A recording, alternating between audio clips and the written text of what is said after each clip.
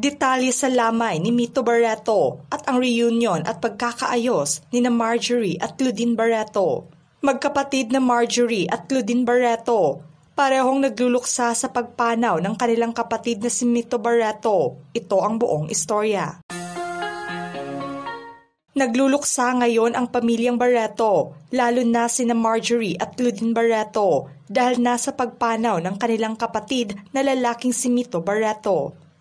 Pumanaw nga ito sa edad na 51 years old. Sa magkahiwalay na Instagram post ng magkapatid, nagbigay sila ng tribute para nasa pumanaw na kapatid. Sa Instagram post ni Marjorie, ikinalungkot niya ang biglaang pagkamatay ng kanyang kapatid na si Mito. The hardest caption I will ever write. My eldest brother, Mito, passed away so suddenly. So full of life. No warning. We are not prepared for this. I can't imagine life without you. You were always present for every important occasion. Every birthday, holiday, graduation, premiere night. Always so proud of me and my children. Mamimiss umano niya ang bonding nila kasamang asawa tuwing araw ng linggo at espesyal na okasyon. Pati na ang mga tawanan at kwentuhan nilang pamilya. I will never have regrets because I had the best memories with you and Connie. Your children and your grandchildren. You lived life and lived it to the fullest.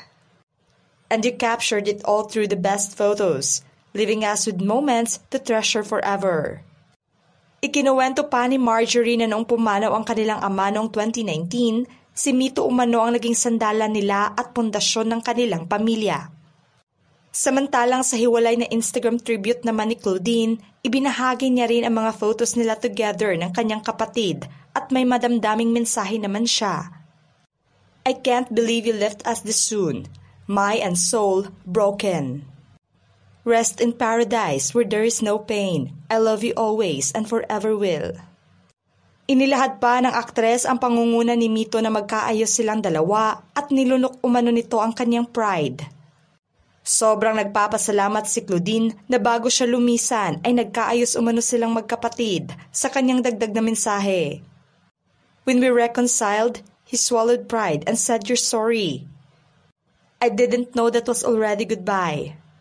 I thank God and Mark for fixing us before leaving. I might have never forgive myself if we were not okay. Ibinahagi pa ni Claudine ang naging away nila ng kapatid noong Hunyo.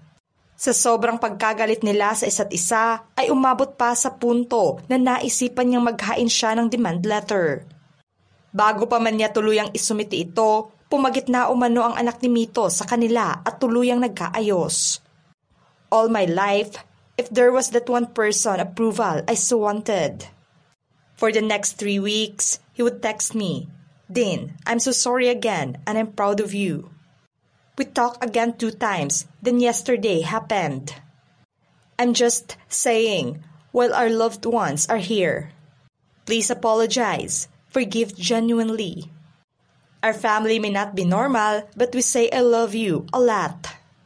So please, if you love or if anyone asks for forgiveness, let's forgive and hug them as tight as we can. Because tomorrow we might not be here anymore.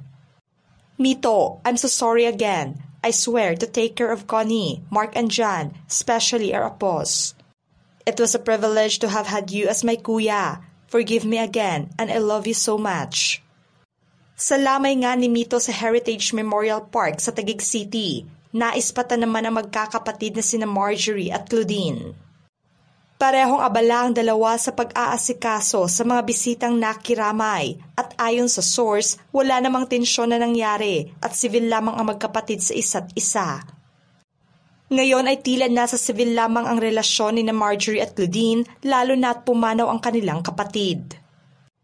Kung matatandaan, inihayag ni Claudine sa isang panayam noong Hunyo ang tungkol na nga sa away niya sa magkapatid na sina Mito at Marjorie.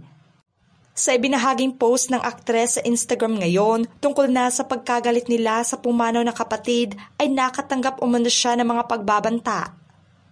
At damay umano rito ang seguridad ng kanyang mga anak.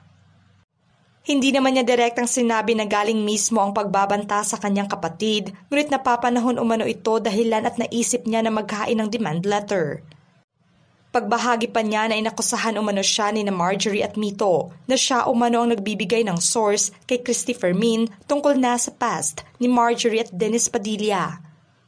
Mariin niya rin itong pinabulaanan at aniya. I told my older brother, do you actually think I would take Kuya Dennis' side over Marjorie? Because that's not gonna happen. But for you to think about blackmailing and defaming me, that's an evil mind. Matatanda ang nagkaroon ng alitan noon ng magkapatid. Mas lalong uminit nga ang away nila nung pumanaw ang kanilang ama noong 2019. Sa kasagsagan ng lamay ng kanilang ama noon, nagkainitan nga ang magkakapatid, kabilang na si Gretchen Barreto. Ayon sa kumalat na balita at videos noon, nagkapisikalan nga ang magkakapatid. Sa kasunod na araw ay nagpost si Marjorie sa kanyang Instagram na may mahabang caption. Kaugnay na sa away nilang magkakapatid, sumagot naman si Claudine sa pamamagitan ng cryptic post. Dahil sa tensyon online noon, dinipensahan din si Marjorie ng kanyang mga anak na sina Julia at Danny Barreto. Sa ngayon ay nagkasamang muli ang pamilyang Barreto upang magluksa sa pagpanaw ng kanilang lumisang miyembro ng pamilya. Spotted sa lamay ang ina ng magkakapatid, kabilang narito ang mga anak ni Marjorie na sina Julia, Danny, Leon at Claudia. Nakiramay naman si Gerald Anderson sa pagkamatay ng tito ng kanyang ex-girlfriend na si Julia. Nagulat nga ang karamihan ngayon kung nagkabalikan o civil lamang ba ang estado ng relasyon nila. Sa pangalawang araw ng lamay, hindi pa naispatan ang presensya ni Gretchen Barreto. Sa Instagram stories naman ni Danny, makikita ang ilang larawan ng reunion at pagtipon-tipon ng kanilang pamilya sa lamay ni Mito. Good vibes na ginaya ng kanilang pamilya ang signature post ni Mito. Base sa larawan, kapansin-pansin na hindi tensyonado ang pamilya.